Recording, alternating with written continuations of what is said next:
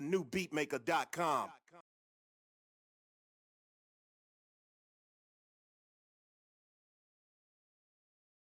Jay Bishop, born and raised in Detroit, a beat maker, a DJ, tastemaker, did a wonderful curation series on Mixcloud called Late Pass with Jay Bishop, played all types of music, funk, soul, jazz, hip-hop. If it was soulful, Jay Bishop played it. Kind of, I guess, what I would say is a mantra of his music, really. Primarily, maybe you'd call him a hip-hop producer, but it's very soulful, very funky, very jazzy. And there was a point in hip-hop when that would go without saying. Hip-hop was diversified, some would say bastardized. It's worth noting that he was a hip-hop producer with lots of soul, lots of instrumentation, lots of groove. Been a big fan of Jay Bishop for a few years now. I've always liked his mix of hard-hitting drums, lovely melodies with varieties of instrumentation, and also Jay Bishop is a bassline king. So Jay Bishop's project is a mix of social commentary, the everyman hip-hop vibe of College Dropout. Reminds me a little bit actually of Carolina's own Little Brother. There's a wonderful point where Jay paints a picture of going for a interview at the job centre, and he turns up in a very Detroit Keep It Player 3-piece blue suit. There's a humour to it, but it's also very bittersweet, and that's something that Jay has with a wonderful song called Economics, which, wow, sublime jazz samples, wonderful drums, Jay discussing, that the bill collectors are ringing up and are trying to fill in the tax returns. And this song just sets the album up lovely. This is one of my favourite tracks of the year. Wonderful stuff. After that, there's another favourite of mine, a track called Let's Find Out, talking about, social injustice, social inequality, and, people really, really about change and really helping people out. Or are they selling wolf tickets, as I used to say? Jay again has a highlight of the year.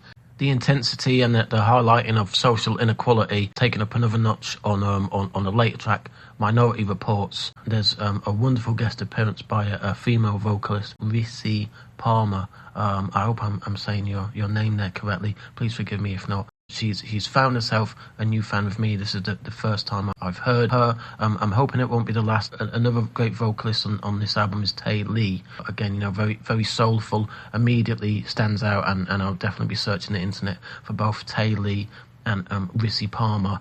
And another wonderful collaboration on the track Grown Folk Flows, and that is featuring the lyricist called Black Mav. Kind of reminds me a little bit of like an Easy Mo B, that kind of, there was a very specific way, think about it, to tunes like Flavour in Your Ear and things like that, where Easy Mo B was kind of filtering samples in a very specific way. Not saying that Jay is biting, there's just something about the way that Jay's really put some effort in with the sound designing and whatnot.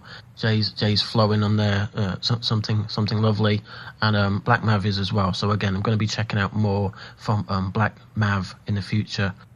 This next track, Broke Ballin', is where, again, earlier I said that there's that kind of 2004 Kanye West / kind of Little Brother, self-deprecating, you've got to laugh or you'd cry vibe that Broke Ballin' brings. This is where he talks about his baby blue, powder blue, I think it's baby blue, 3-piece suit with gaiters at the unemployment line, and being offended by the way that the lady in there was speaking to him, and buying a Cadillac, and you don't fill the tank up all the way to the top because that's too expensive, and but balling on a budget, like I say, you laugh or you cry.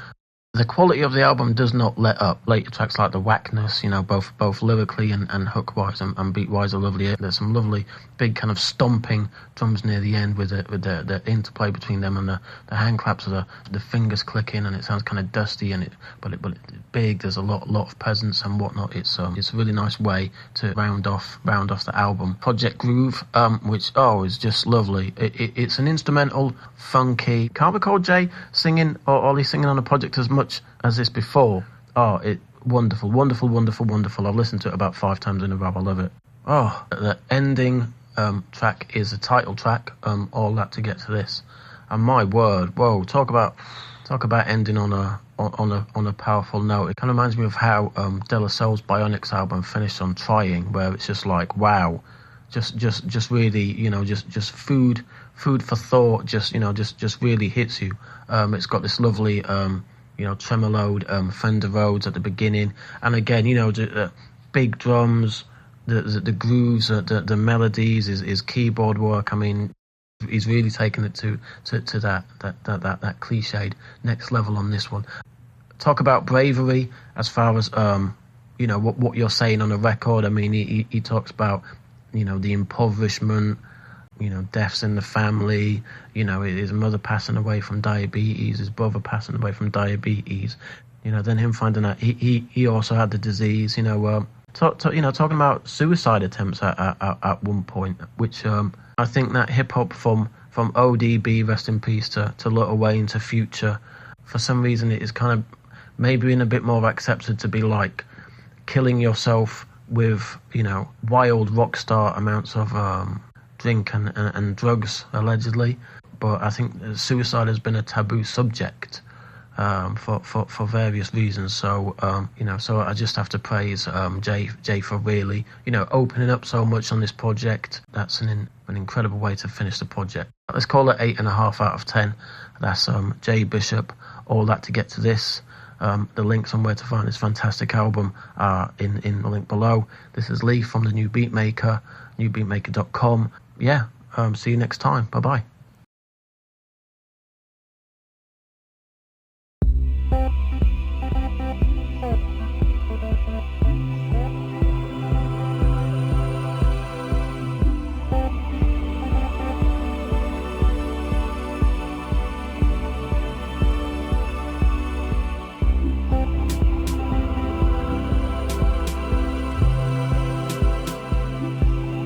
Mm-hmm.